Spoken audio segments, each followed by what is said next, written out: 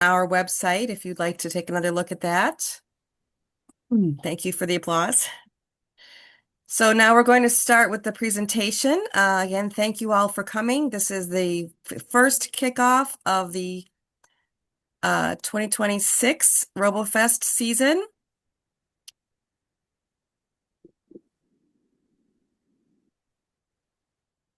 So I'm hoping there we go.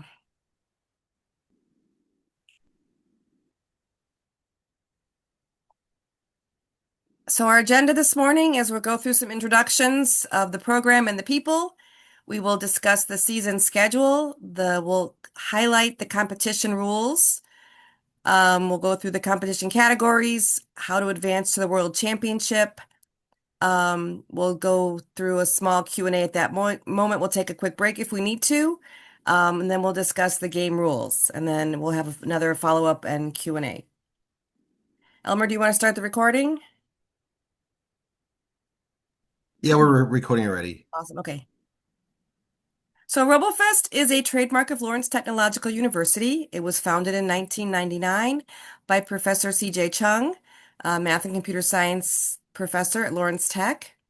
We are a festival of competitions with autonomous robots offering students the opportunity to master principles of STEAM while also having fun. And since 1999, our first season, we've collected data from 38,700 students in our database. We also have probably thousands more in our affiliate databases from our international partners, covering 18 states and over 39 countries. We are managed exclusively by Lawrence Technological University and our staff and faculty. We require 100% autonomous robotics using any robot platform or any language for most categories. We have small teams of average of 3, but maximum of 5 in many categories. We offer dynamic playing fields, unknown factors, and no direct adult help. We recognize all participants. We consider ourselves very affordable. We are raising our team registration fee to $100 this year to cover our increasing costs. We also have a variety of competition categories for more opportunities in STEAM learning. And we do hold ourselves accountable. We review our surveys of our participants and our volunteers and our coaches, and we try to make adjustments based on those comments. Our mission is to generate excitement and interest among young people for science, technology, engineering, arts, mathematics, computer science, and AI. We also try to develop essential skills such as teamwork, leadership, creativity, communication, and problem solving. And our goal is to prepare students to excel in higher education and technological careers. Here's a list of the Robofest staff this year. I am Shannon Polonis, the Assistant Director. We also have with us today Dr. Chris Cartwright, the Executive Director, Professor Elmer Santos, our Technical Director, Pam Sparks, our Coordinator, Anne Roosh, our Coordinator as of last November. We have a web developer, Stephen Criscala, and our admin assistant who helps us with all of our purchasing and payroll is Marilyn Wiseman. We have 3 student assistants this year, Ari Arnold, Sebastian Beristain, and Adrian Lopez. And 2 of these students were RoboFest participants in high school. And we do try to employ students on campus to help them get real-world work experience. We have an executive council of professors on campus. Dr. Chung is the advisory board chair, the founder of RoboFest. Dr. Cartwright, associate professor of math and current RoboFest executive director. Dr. Eric Martinson is our math and computer science department chair. And new this year is Dr. V.J. John, associate professor of computer science. We also have an advisory board to help steer the future of RoboFest and to help with the evaluation of the current programs and assess the learning and approving annual reports. We might have some of these folks with us today. Thank you for joining us and thank you for being part of our advisory board. We had a few sponsors last year. We are always looking for new sponsors if you're interested in sponsoring the program. We do appreciate everything that they do for us. We have some scholarship opportunity for Robofest students. There's a $3,000 annual renewable scholarship for a total of $12,000, and this is available to any participant of Robofest at any category at any time. After they submit an LTU application, they just complete the application for the scholarship and submit an essay and a letter of recommendation. The submission deadline for this is next April 1st. We have a World Championship Scholarship Program, each awarded to each of the first, second, and third place senior game, exhibition, RoboArts, RoboMed, UMC, and VCC team members. First place team members each receive $20,000 annual, or 16 for second and 14,000 for third. They must enroll at LTU in the same year as their high school graduation and meet admissions criteria. We are always looking for new site hosts. We do rely on site hosts for our volunteer sites. The competitions provide great visibility for your organization, and I imagine most of the people on this webinar today are already involved with the RoboFest opportunity. And we consider them very easy to manage. They're usually only 4 hours for local events. If you're hosting one or two categories, you can flexibly schedule them weeknights, Saturday or Sunday. Um, and then we also have a lot of information on our For Site Hosts tab on our website for more data.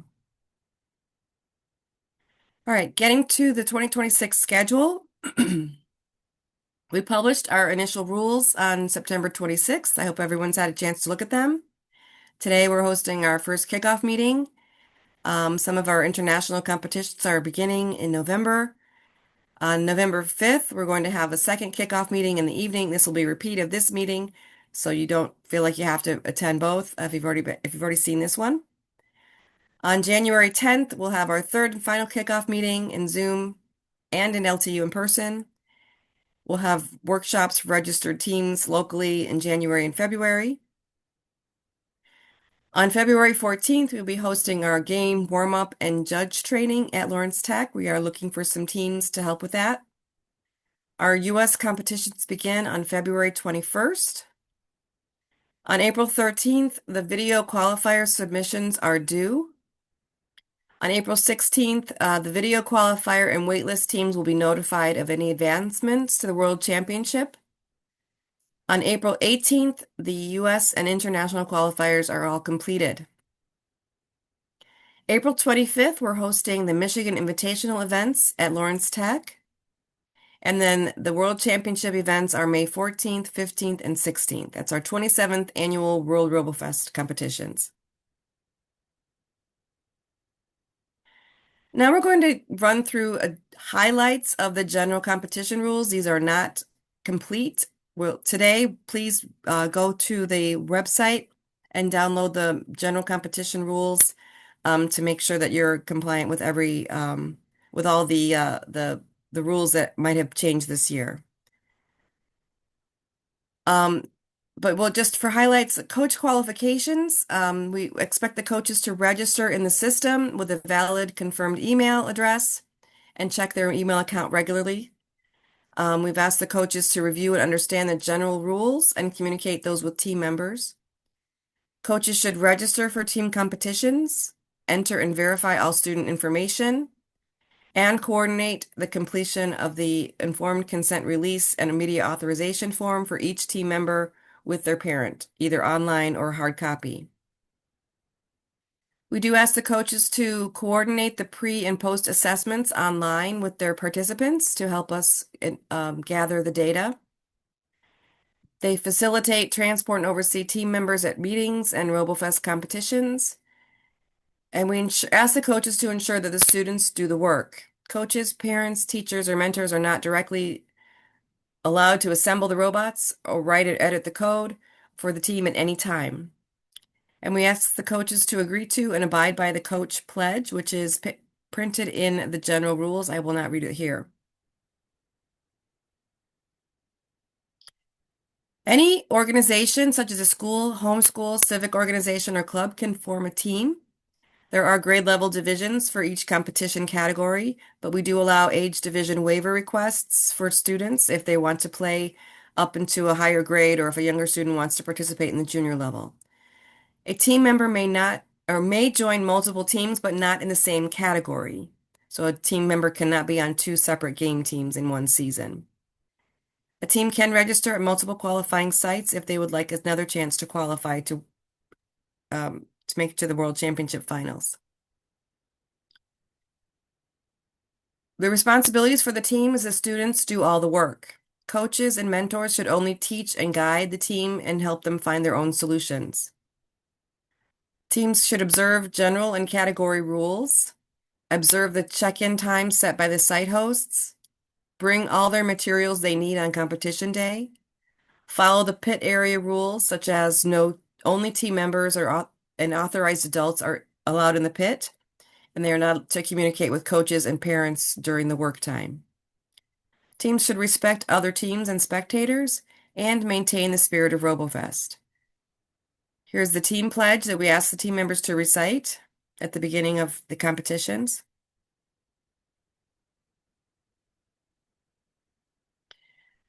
We're going to run through the competition categories.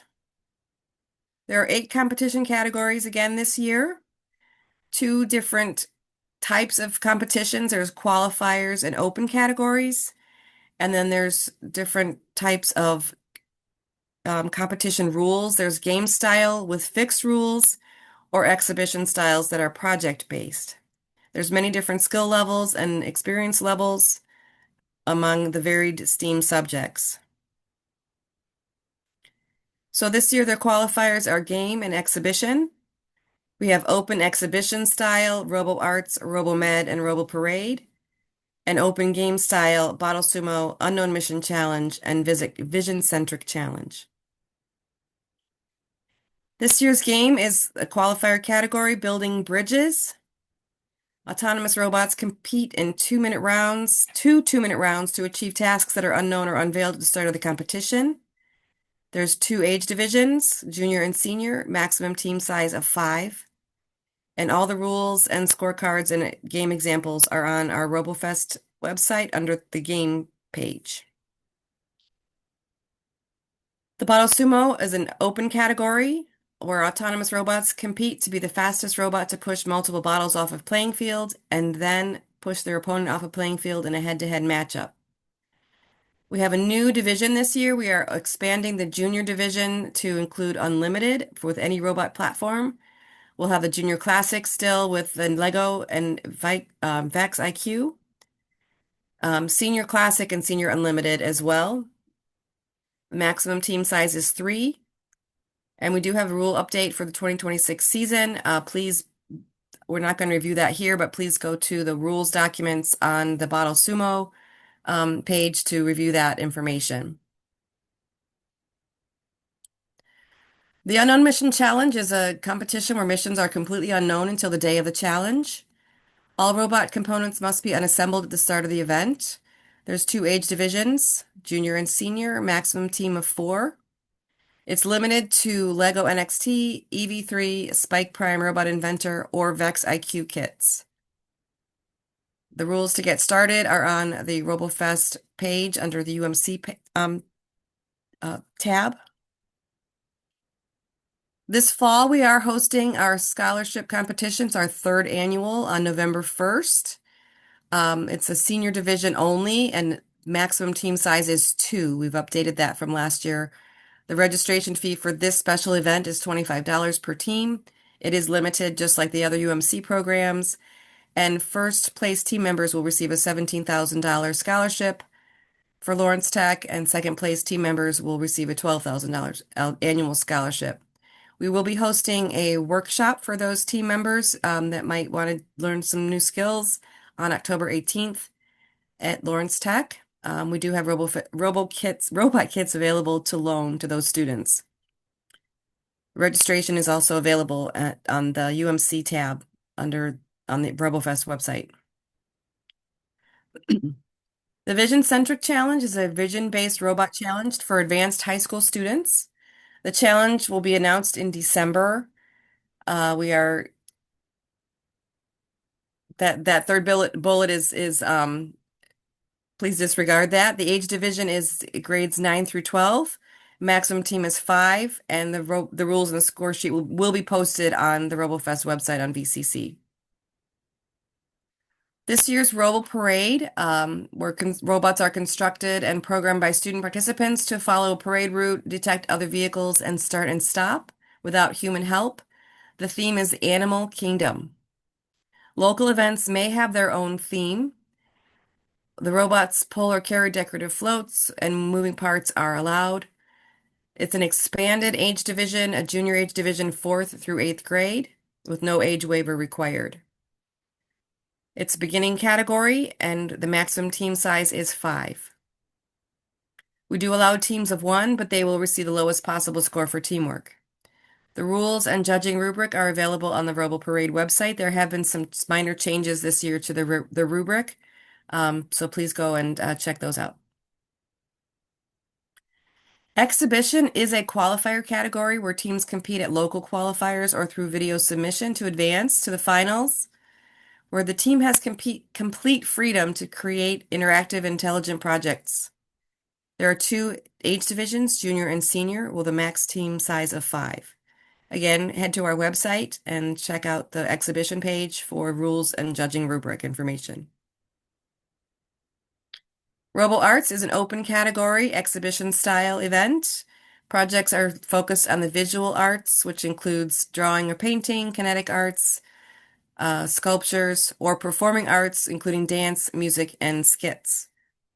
There are 2 age divisions, junior and senior, a maximum team size of 5, and the rules and rubric are on the Robo Arts webpage. RoboMed, another open category exhibition style. Projects are intelligent and interactive biomedical robotics devices or biomedical healthcare projects using sensors and or actuators. We hope that the students participating in this learn that there is entrepreneurial opportunities with these programs and these projects. There are 2 age divisions, junior and senior, with a maximum team size of 5. The rules and rubrics are available on the RoboMed website. There are limitations to the exhibition style projects. This includes exhibition and Robo Arts and RoboMed. Prior to the competition day, teams are required to provide a written project description, a preview video, and source code. Teams must bring all their materials with them for their presentation. Any materials that are safe for humans can be used. We encourage robot to robot and robot to human interactions. Wireless program controlled remotes are allowed, but they must employ sensors. The demonstration space for each team is limited to a maximum of 64 square feet. Projects entered in previous competition category of any kind can be entered, but the team must add new features or significantly improve or change one or more of the features. Okay, here's the next section, how to advance to the World Championship. There are different categories that we're going to discuss. Depends on where the team is located. Michigan teams, U.S. non-Michigan teams, and international teams. All Michigan and U.S. teams may register for open category events at the World Championship as space allows. So for Michigan game teams, the first place game team at each Michigan qualifier will automatically advance to the World Championship Finals on May 16th. Other teams may be invited to the finals based on their qualifying score. Teams who would like a second chance to qualify for the World Championship may register to compete again at either another local qualifier in the area, via video qualifier submission, or at the Michigan Invitational event on April 25th. Non-Michigan teams, the same rules apply for advancing. The first place team at each event will automatically advance to the World Championship Finals, and other teams may be invited based on their qualifying score. Teams who would like a second chance to qualify for the World Championship may register at another location to compete or via video submission.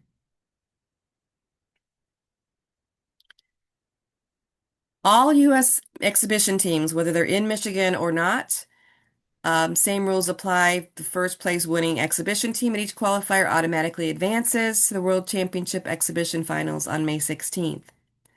Other teams may be invited to the World Championship Exhibition Finals based on their preview video and their score. Exhibition teams who would like a second chance to qualify may register to compete again via the Video Qualifier USA submission. International teams must go through a member country team if there is a member partner in that country for game, exhibition, and open category competitions. The list of international directors is available on our robofest.net under um, involve. I'm sorry, get about international directors. Teams will be advanced to the World Championship through those directors based on a set quota. Game and exhibition teams may compete via video qualifier if there is not an international partner in their country. The submission is due April 13th. And then open category teams may register directly for the World Championships as space permits. So for the video qualifier submission, international game and exhibition teams in non-member countries may register for international in the video qualifier international. U.S. game and exhibition teams may register video qualifier USA. The registration fee is $100, just as all the other qualifiers. The game unknown tasks and factors would be emailed to the coach on April 2nd. And the submission deadline is Monday, April 13th at midnight. Adults may help produce the video, and if they do, the team should acknowledge everyone involved in the video production and the end credits of the video. Simply upload the video to a video sharing site and then insert the link on the team registration page for judging. Okay, I've seen a few chats come through. We'll take a quick break here and we can answer any questions. So let me stop sharing.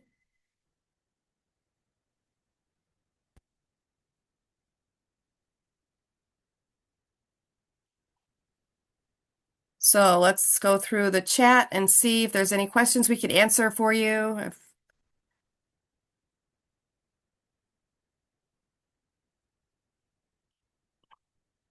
Okay, the question about age waiver for the parade.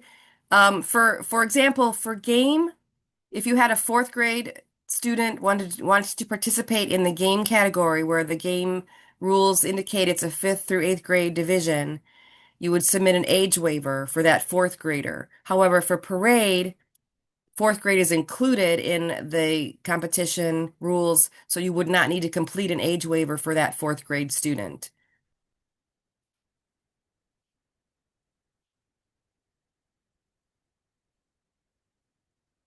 Hmm.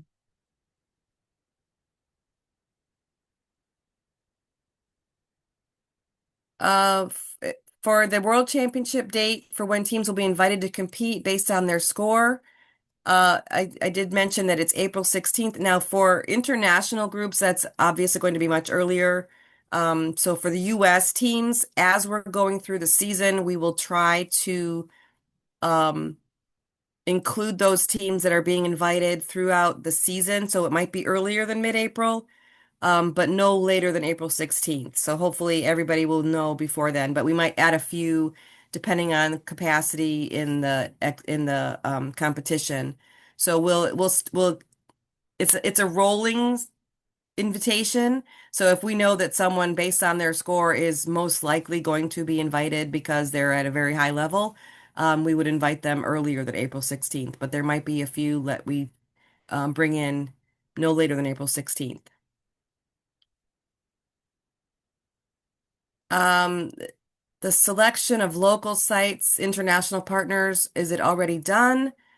Or can we still fill the form?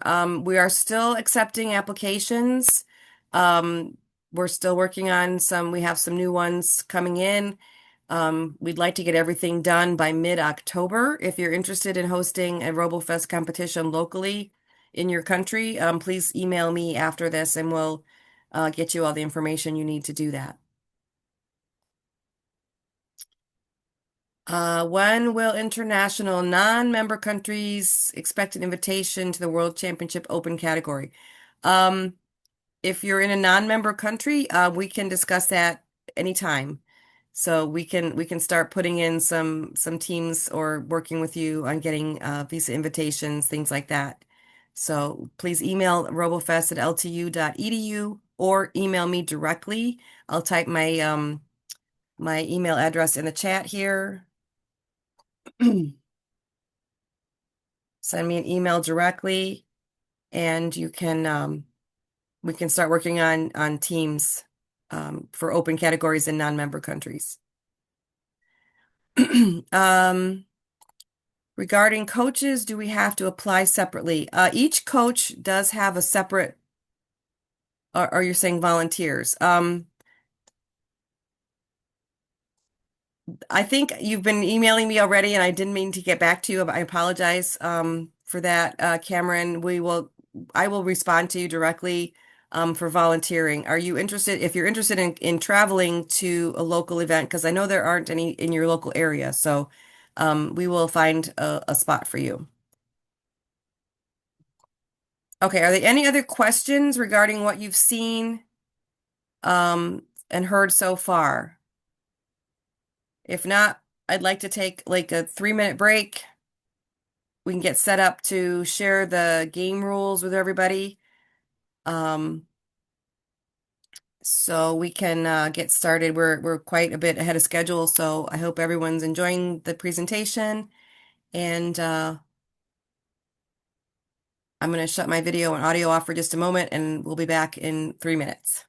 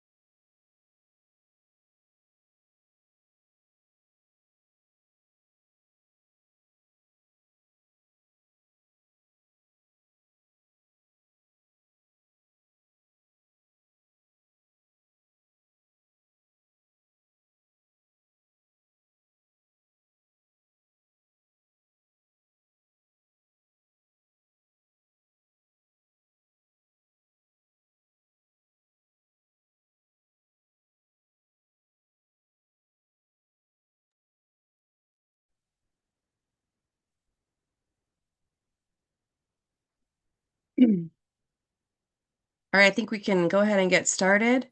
I'd like to turn this over to Professor Elmer Santos, our technical director, to review the game rules. All right, thank you everyone for joining us today. We're going to start out with a sample video.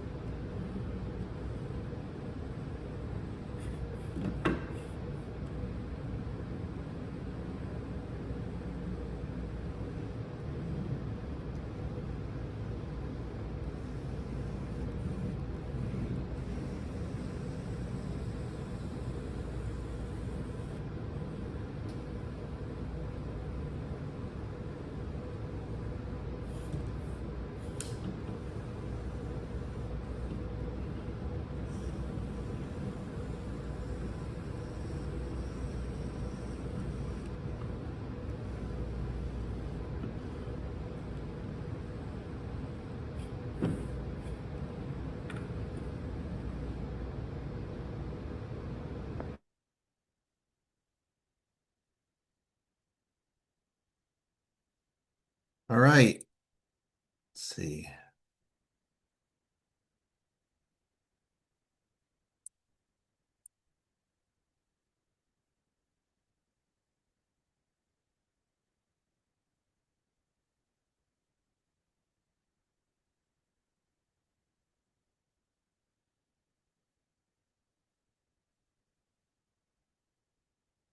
I just have to find the presentation here. Let's see, PowerPoint.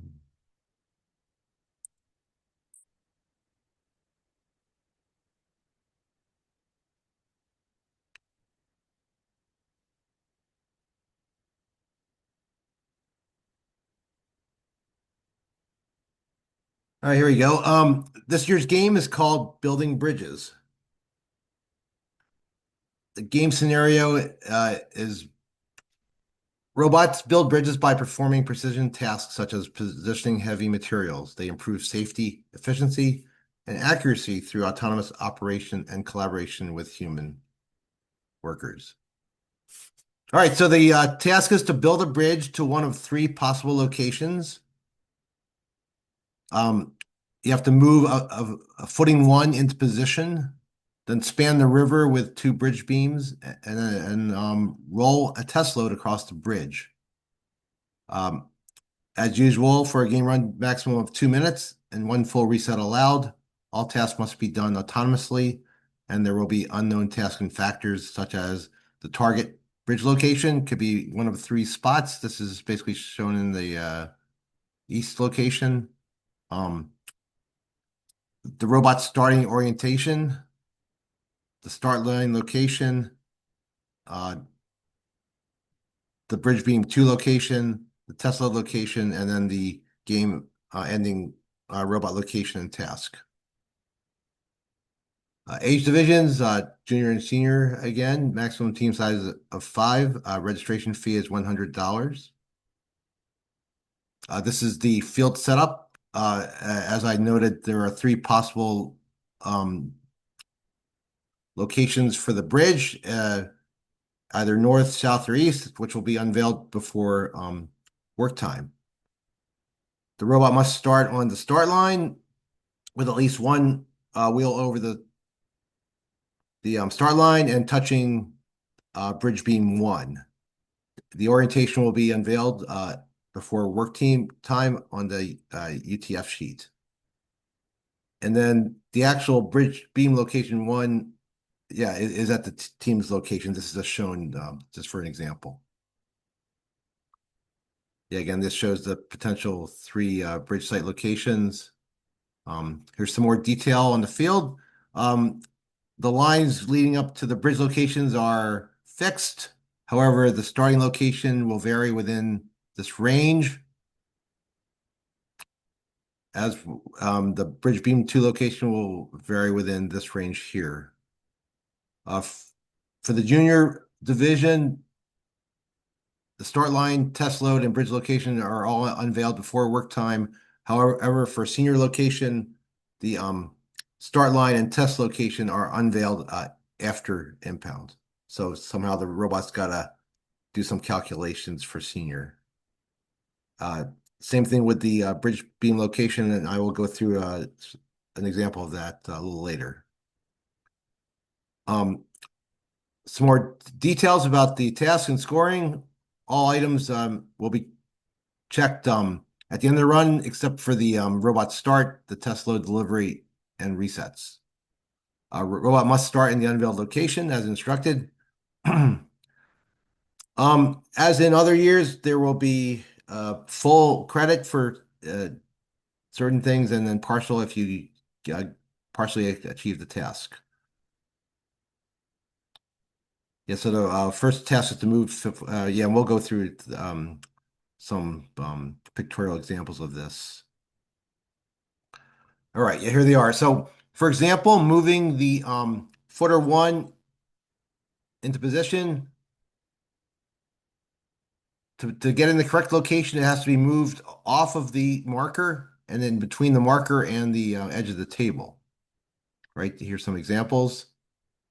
You will get partial credit if it's moved, basically that the start location is visible. And then if the start location is not visible, it will be judged as not moved. For the bridge beams, spanning the river with perfect placement means you've got one end of the beam on each footer, and then the tape mark is completely covered. Right, so here's an example of one side being done. Another way you could possibly put the beams vertically. Here's a partial example. It's in the correct location. One end is on each footing, but some of the mark is visible.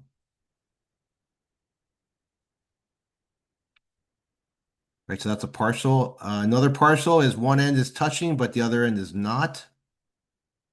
And then finally, you also get credit if it is simply moved from the original location. Differences between junior and senior. Game ending task is a little bit easier for junior. There's everything's unveiled for junior. Some things are yeah, not unveiled until after impound for senior.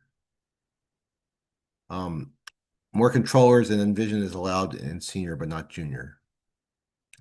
Materials list, our standard 6-foot table. Footings and beam, or footing one is made from a 1x2 piece of lumber. Footing two is made of foam board. The river is a piece of dark blue paper. Bridge beams one and two are also made from 1x2 wood. The test load is a tennis ball. The lines are made from electrical tape.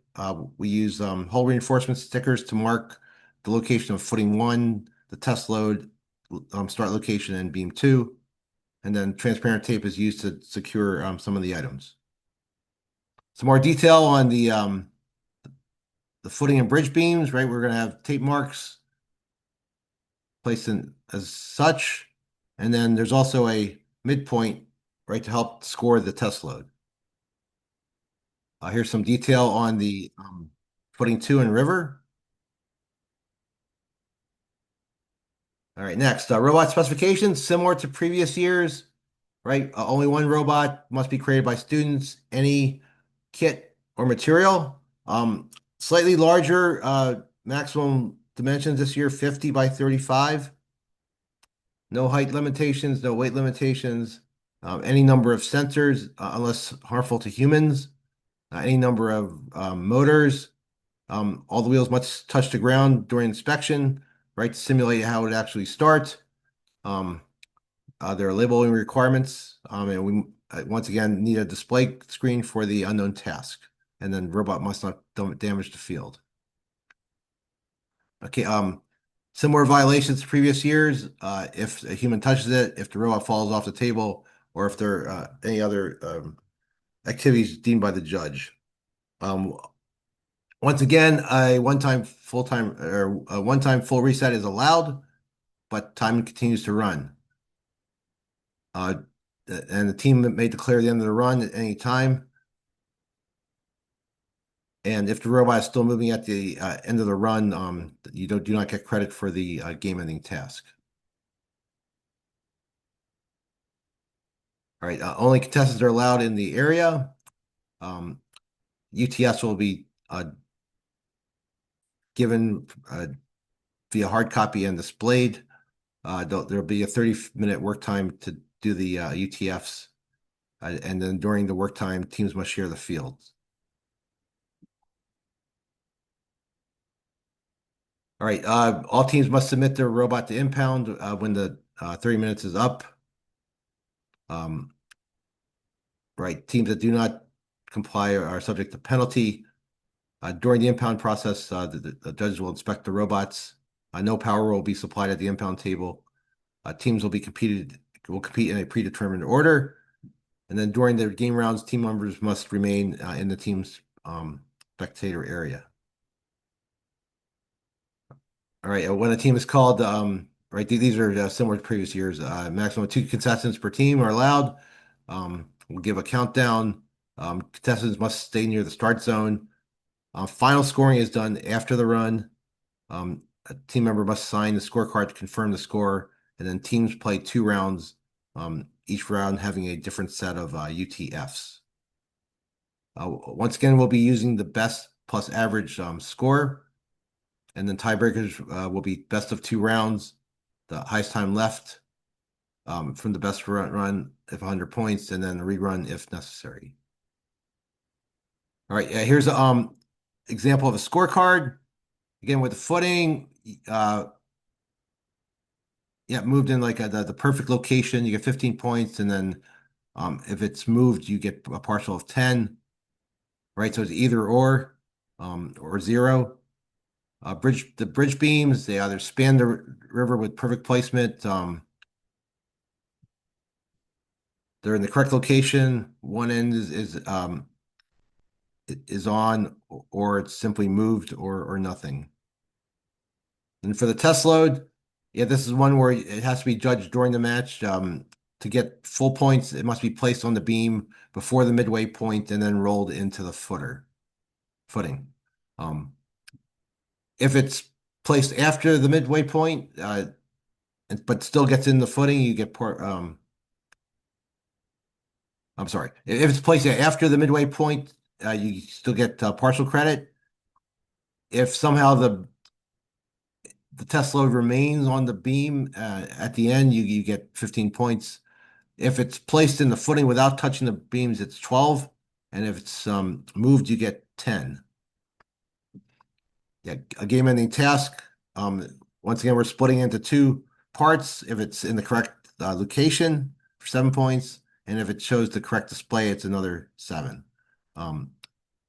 Robot remaining intact, you get 11 points. There are penalties for field damage or if a reset is made. So 100 points maximum, once again. Okay, next we've got some examples of the UTFs.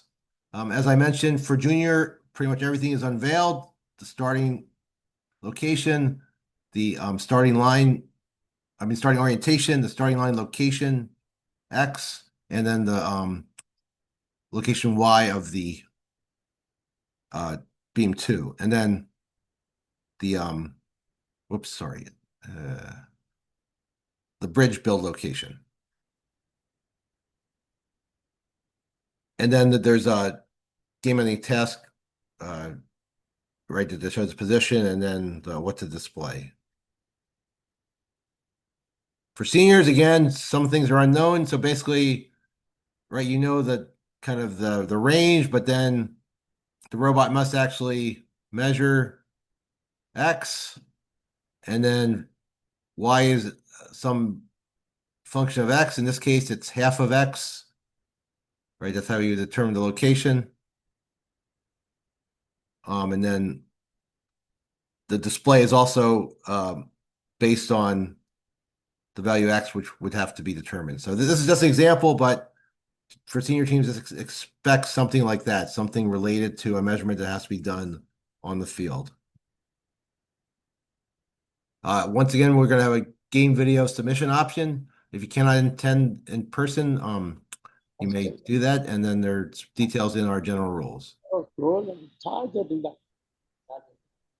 Okay, and then finally, I just have a couple FAQs we thought of. Again, for controllers, junior is only limited to one, but seniors can have more than one. Motors powered by external batteries are legal, but they have to be automated in some house, right? They must start with it off and then turn on autonomously through some, yeah, autonomous action of the robot. Um, how do you, how accurate do objects have to be placed? Basically, we're saying plus or minus 1 centimeter, right? We have these markers to help assure that. Um, if the midpoints are different on the two bridge beams, which one is used? So it's the one that's closest to footer two. Basically, um, the farthest one, right? We're basically giving the kind of benefit to the team.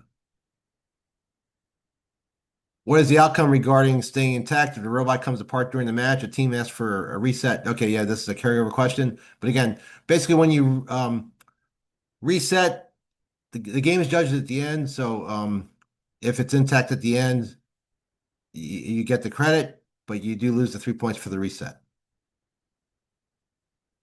And it says, do UTF calculations have to be performed by the robot or can they be hand calculated? Some may be calculated by hand, though some part may need input from the robot, such as the senior example. Right, so it's some kind of combination. Right, but again, teams cannot use outside help, such as the internet or AI or that kind of thing. Right, they can use simple calculators. That sort of thing is allowed. All right, so that's the game. I think it'll be fun. Hope you'll enjoy. We'd like to thank the game committee members, Mr. John Arnold, Dr. Cartwright, Professor Peter Gunther, and Steve Crescala.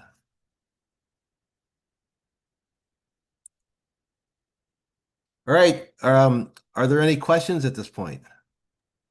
There was a question that did come in the chat. What is the thickness of the bridge beam and footing?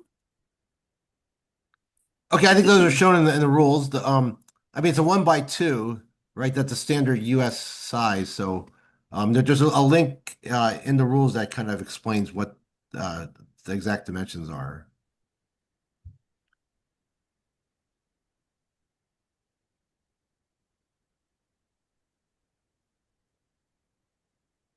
If there are any other questions, go ahead and raise your hand or type it in the chat.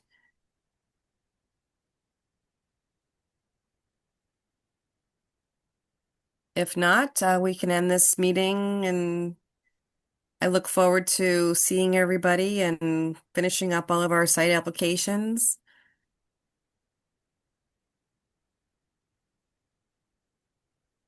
I think we've done a really good job of explaining the rules this year, Elmer. No one's got any questions. This is great. Well, hopefully it's fun, and we tried to make it a little easier to understand, but still challenging.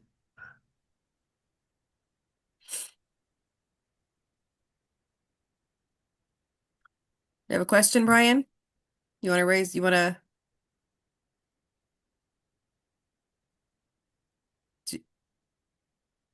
Can you guys hear me? Yes. Yes. Okay, this is with the starting location of the robot. So I know it's north, south, east to west, and the beam is the robot has to be over the starting line, correct? Or one wheel on the Yes. starting line. How about the beam? Where's the placement of the beam at for that? It just has to touch the robot in some way. Oh, okay. So then the robot would have to probably move and pick up the beam after it moves in. Well, no, it can start with it can be in the robot gripper if you like. Yes. Yeah, it's It, at the it, it, discretion of the team. Yeah. oh, okay, okay. So it can be in the gripper of the robot then, and at the initial start. Yeah. Okay, that clarifies it. Okay. Oh, yeah. We'll add that to the Q&A. Yeah. Thanks for that. That would make it a little bit more clear Yeah. because I know if it's on the table, then based upon the size of the robot as bigger this year, you might have to move the robot then pick up the beam. So Yeah, no, we'll adjust that and we'll add that to the Yeah. okay, FAQs, that'd be great the then. location of beam. Thank you.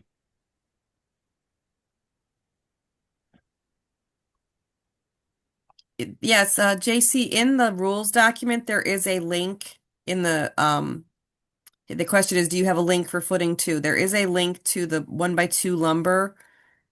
Oh, footing two is the foam one, the foam core board, sorry.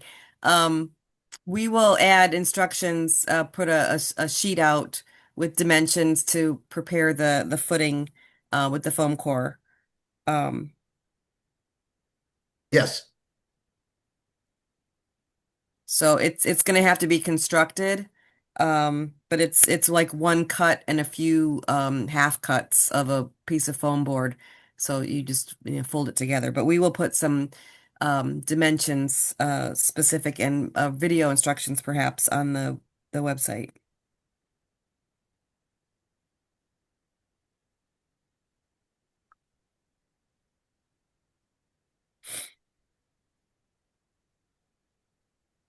You're welcome.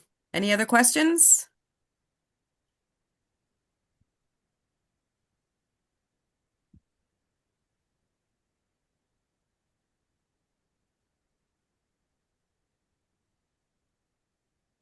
If any of our international partners would like versions of the game rules that are not PDFs, I can send you an actual PowerPoint for translation. If that helps, just send me an email that you'd like the PowerPoints, because I know that PowerPoints are easier to update than Adobe files. So we put the Adobe on the website just because it's smaller files, but if you need a copy of the PowerPoint, I'm happy to send it to you.